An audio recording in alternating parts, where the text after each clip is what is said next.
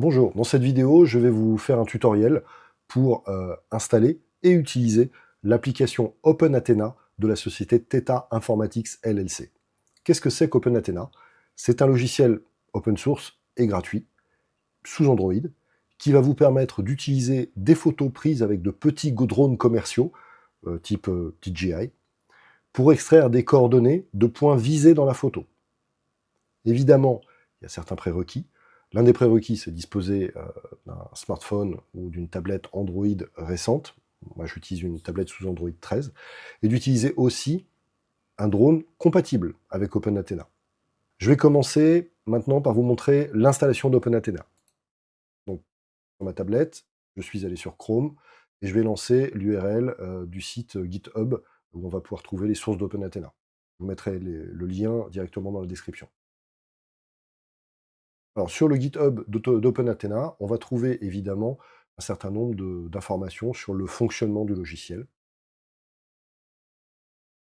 sur la façon de l'utiliser.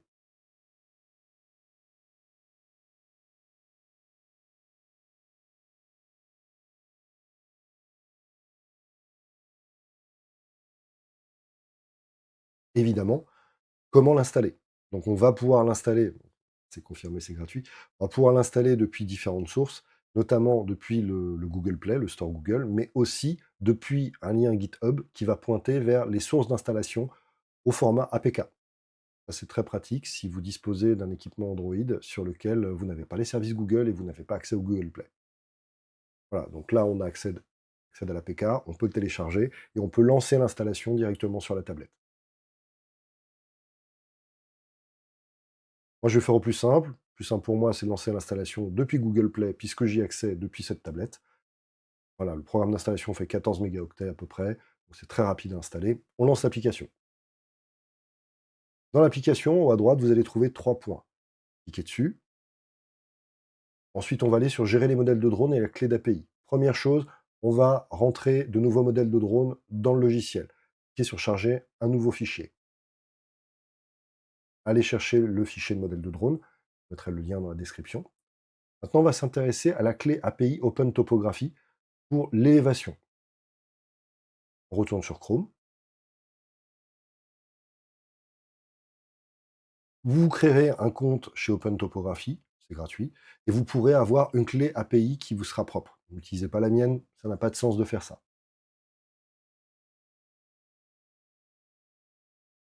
Je copie ma clé, je retourne dans le logiciel et je colle ma clé. Et je clique ensuite sur Appliquer. Voilà, maintenant mon logiciel, OpenAthena, est prêt pour fonctionner et être capable d'extraire des coordonnées à partir de photos qui viennent de drones DJI. Alors attention, là c'est une configuration en ligne, parce que j'ai besoin d'accéder aux données en ligne d'Open Topography. Voilà, typiquement, il vient de me proposer de télécharger un fichier de niveau, de courbe de niveau. Il est en train de le faire. Moi, pendant ce temps, je vais sélectionner, je vais viser un point particulier dans cette photo. Et le logiciel va m'extraire les coordonnées. Les coordonnées sont en bas à droite, c'est du WGS84. Je vais pouvoir ouvrir ces coordonnées dans Google Earth. Alors si, comme pour moi, ça ne fonctionne pas du premier coup, parce que Google Earth n'était pas lancé, c'est pas grave. Vous retournez dans OpenAthena.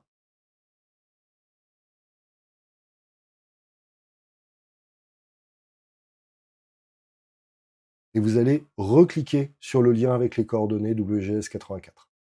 Recliquez sur Google Earth. Et voilà, les coordonnées du point visé sur la photo apparaissent maintenant sur Google Earth.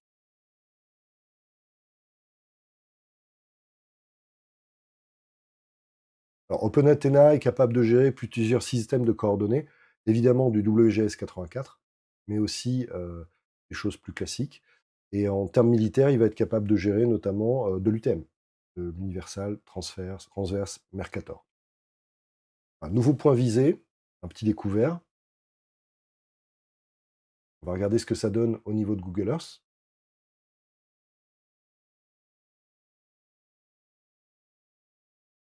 Un point important, OpenAthena va être capable de me donner le degré de précision. Si il y a beaucoup de vent, si mon drone compense beaucoup le vent, l'angle que le drone va avoir par rapport au niveau du sol sera important et ça va fausser les calculs. De la même façon, si je prends un angle trop faible, par exemple, je suis en train de regarder l'horizon, si je prends quelque chose de vraiment très loin, il y a des chances qu'il y ait une erreur, circulaire maximale assez importante. Là, par exemple, c'est un point visé à 1701 mètres avec une erreur circulaire maximale de 37 mètres. Ça paraît pas beaucoup, mais avec la distance et avec l'angle, on va augmenter très certainement la marge d'erreur.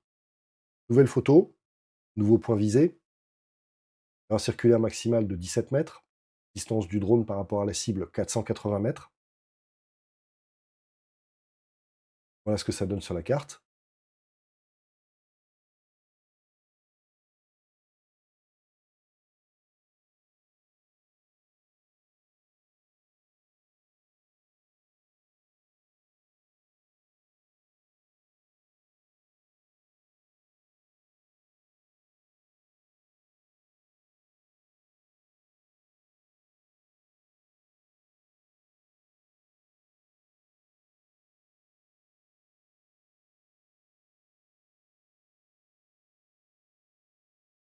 Voilà, là on voit qu'avec, un léger ajustement, un nouveau point visé, on a parfois des résultats qui sont, pas ceux qui sont attendus.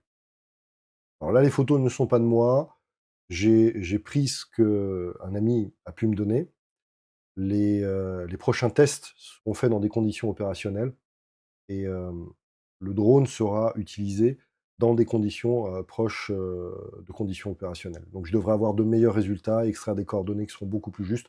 On pourra comparer, puisque je prendrai en plus des points de référence tels que des bâtiments, pour lesquels on a, la possibilité d'avoir les coordonnées sur une carte, les coordonnées précises sur une carte.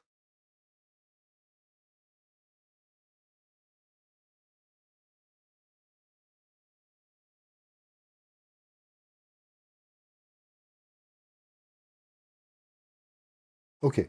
OpenAthena permet aussi de changer le système de coordonnées qui va être, utilisé, qui va être fourni, par OpenAthena à partir des données qu'il va extraire de la photo. Donc par défaut, on est en WGS84 parce que c'est compatible avec, Google Earth, mais on peut passer sur d'autres systèmes de coordonnées, l'UTM par exemple, utilisé par l'armée française, l'OTAN MGRS, utilisé notamment par les Américains. Voilà. Le type de coordonnées le plus intéressant pour nous, ce sera évidemment l'UTM, Universal Transverse Mercator.